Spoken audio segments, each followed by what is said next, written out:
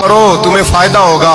حضرت عبدالرحمن ابن عوف فرماتے ہیں میں نے اس کا تجربہ کیا اس حدیث کا, اور آپ فرمایا کرتے تھے مجھے اللہ کی عزت کی قسم جو میرے نبی نے کہا حق اور سچی کا ہے, حق اور سچ کا ہے. حضور سید عالم صلی اللہ علیہ وسلم نے فرمایا صدقہ دینے سے مال کم نہیں ہوتا. صدقہ دینے سے مال جی کیا کرنے سے, یہ وعدہ ہے نبی پاک کا. صدقہ دینے سے پیسے, اچھا بتائے نا جی مجھے 1000 میں سے 500 دے دیا تو باقی کتنے رہ گئے؟ تو حضور فرما رہے ہیں کم نہیں ہوتے. 1000 دے دیا تو باقی کتنا بچا؟ نہیں بھائی, میرے محبوب فرماتے ہیں تو اللہ کے رستے میں ایک دے وہ تجھے 700 گنا کر کے واپس عطا فرمائے گا.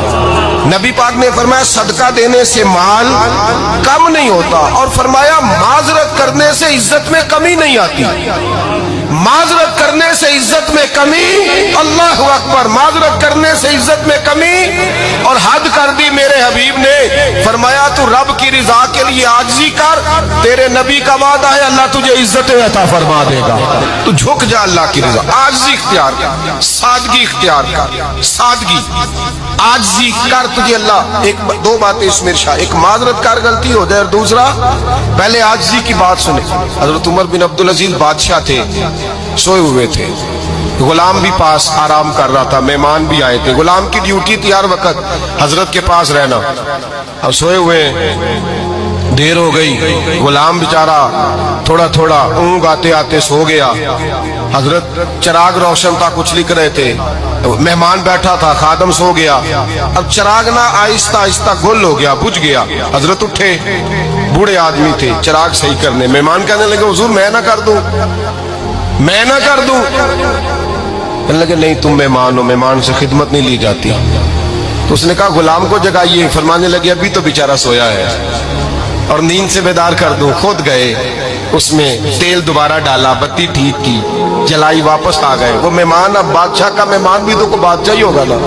کہنے لگا حضور آپ اپنے کام خود کرتے ہیں, کیا لفظ ہے, کیا حسن ہے, اور دو جملوں میں کیا تاثیر ہے. آپ فرمانے لگے ہاں میں اپنے کام خود کرتا ہوں. جب میں گیا تھا تب بھی عمر بن عبدالعزیز ہی تھا, اور جب چراغ صحیح کر کے واپس آیا ہوں تو پھر بھی عمر بن عبدالعزیز ہی ہوں. میرے اندر کوئی تبدیلی آئی, میں وہی ہوں جو گیا تھا. حضرت سیدنا فاروق اعظم رضی اللہ تعالیٰ عنہ فرماتے میں بیٹھا تھا, اور ابھی 3 دن ہوئے تھے نبی پاک صلی اللہ علیہ وسلم کے وصال ظاہری کو. میں بیٹھا ہوا تھا, 2-3 بچیاں آ گئی, اور حضرت ابوبکر صدیق رضی اللہ تعالیٰ عنہ کے سامنے آ کے بیٹھ کے رونے لگی. جناب صدیق اکبر رضی اللہ تعالیٰ کا بچیوں روتی کیوں ہو؟ تو کہنے لگے آپ خلیفہ بن گئے ہیں. جب سے ہمارے ابا کا انتقال ہوا تھا ہمارا ذریعہ معاش یہ تھا کہ ہم نے بکریاں رکھی ہوئی تھی. آپ روز آتے تھے, بکریوں کا دودھ دھوتے تھے, ہم پی بھی لیتی تھی, بیچ کے گزارا بھی کر لیتی. اب آپ تو خلیفہ بن گئے, کون آیا کرے گا؟ تو حضرت ابوبکر صدیق فرمانے لگے تمہیں پتہ ہے جو خلیفہ ہوتا ہے وہ تو خادم ہوتا ہے قوم کا, میں آیا کروں گا.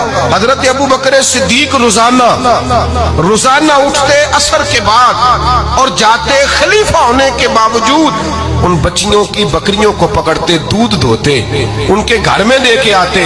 حضرت فاروق اعظم جب بھی دیکھتے تو کہتے ابوبکر تو پیچھے آنے والوں کے لیے رستہ بڑا مشکل کر رہا ہے, بڑا مشکل کر رہا ہے. جگر راہ وفا میں نقش ایسے چھوڑ آیا ہوں, میں جس منزل سے گزرا ہوں وہ اب تک یاد کرتی ہے. حضرت سلمان فارسی رضی اللہ تعالیٰ عنہ صوبے کے گورنر تھے, سادہ سا لباس پہن کر, سادہ سا, بس اسٹاپ پہ کھڑے تھے, جہاں سے لوگ اندر داخل ہوتے تھے, جہاں سواریاں باندھی جاتی تھی, آج ہم اپنے زبان میں اسے بس اسٹاپ کہتے.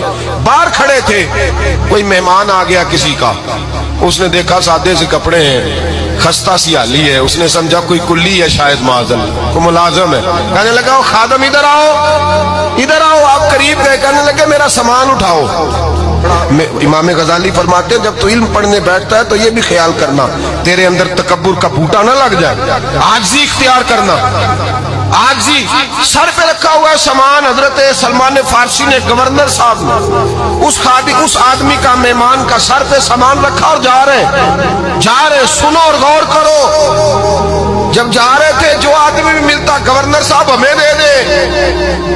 مہمان پریشان ہو گئے, کہنے لگے حضور آپ گورنر ہیں؟ فرمانے لگے نہیں, یہ تو میرا دنیا داری کا نام ہے جو ان لوگوں نے رکھا ہوا ہے، اصل میرا نام وہی ہے جو تو نے لے کے پکارا ہے، اصل نام وہی ہے۔ تو نے کہا غلام ادھر آ، آپ فرمانے لگے پہلے میں ایک یہودی کا غلام تھا، پھر رب تعالیٰ نے فضل کیا تو میں محمد عربی کا غلام ہو گیا، رسول اللہ کا غلام ہوں، اور جب میں نبی پاک کا غلام ہوا ہوں تو اس سارے صوبے کا امام ہو گیا ہوں، تو اصل تو میں غلام ہی ہوا نا۔ دوسرا میرے نبی پاک صلی اللہ علیہ وسلم میں ایک تو عاجزی سے عزت ملتی ہے، تکبر سے عزت، وہ جو بندہ جھجکتا ہے نا تیرے نیڑے جانے سے، تو کہتا ہے میری بڑی عزت کرتا ہے، وہ عزت نہیں کرتا۔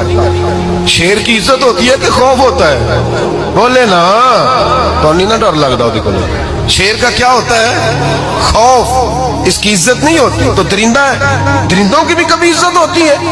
تو جو آدمی ڈنڈے کے زور پر لٹکا کے ڈنڈا اور وہ لوگوں سے عزت کرا رہا، تو بھائی یہ تیری عزت نہیں ہے، تیرا خوف ہے۔ عزت عاجزی میں ہے، انکساری میں ہے۔ اور دوسرا میرے نبی پاک صلی اللہ علیہ وسلم نے فرمایا عزت معاف کرنے میں ہے۔ عزت کس چیز میں ہے؟ بدلہ لینے میں عزت، یہ حقائق ہے۔ عزت بدلہ لینے، جس نے ایک تھپڑ کے جواب میں دو مارے وہ باعزت نہیں، بلکہ مسند امام احمد بن حنبل پڑھی، حضرت موسیٰ علیہ السلام کوہ طور پہ کھڑے، میرے رسول پاک علیہ السلام فرماتے ہیں جناب موسیٰ علیہ السلام نے اللہ کی بارگاہ میں عرض کیا، اے اللہ ساری دنیا کہتی ہے ہم عزت والے ہیں، ہم عزت والے، من اعز عبادک یا اللہ، اے اللہ تو بتا تیرے بندوں میں عزت والا کون ہے؟ تو حضرت موسیٰ کہتے ہیں رب کریم نے فرمایا اذا قادر غفارا، جس کے پاس بدلہ لینے کی طاقت ہو پھر بھی معاف کر دے وہ بڑی عزت والا ہوا کرتا ہے۔ جو اینٹ کے جواب میں پتھر مار سکتا ہو، جو گولی کے جواب کے اندر 15 گولیاں مار سکتا ہو، لیکن معاف کر دے وہ بڑی عزت والا ہے۔ عزت والا ہے جو معاف کرے۔ حضرت فخر جہاں دہلوی بہت بڑے درویش تھے، سلسلہ عالیہ چشتیہ کا بہت بڑا نام، اور اس صوفی کے آپ حالات پڑھیں تو رب کریم نے بڑا ہی نوازا ہوا تھا۔ دلی کی جامع مسجد کے خطیب، اور ان کی کرامت یہ تھی کہ جو آدمی آ کے سامنے کھڑا ہوتا تھا نا اسے بتانا نہیں پڑتا تھا کہ میرے دل میں کیا ہے، بتانا نہیں پڑتا تھا، سامنے آ کے کھڑا ہوتا تھا تو حضرت ہاتھ اٹھاتے تھے، کہتے تھے اللہ یہ بے اولاد ہے اسے اولاد عطا کر دے۔ دوسرا آ کے کھڑا ہوا، خوشی نہیں ہو رہی آپ کو؟ دوسرا آدمی کھڑا ہوا، دوسرا آدمی، اس نے آ کے کہا دعا کے لیے سامنے کھڑا ہوا تو حضرت کہنے لگے اے اللہ بیمار ہے، وہ کہتا میرے دل میں بات تھی مجھے بتانی نہیں پڑی، اتقوا فراست المومن فإنہ ینظر بنور اللہ، نبی پاک نے فرمایا مومن کی فراست قلبی سے ڈرا کرو، وہ تو اللہ کے نور سے دیکھتا ہے۔